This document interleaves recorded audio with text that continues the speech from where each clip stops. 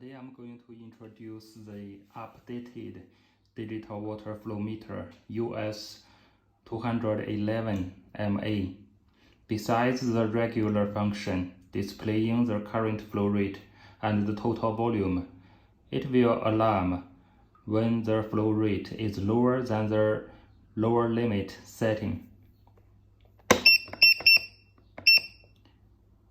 Here we set the lower limit 1.5 liter per minute.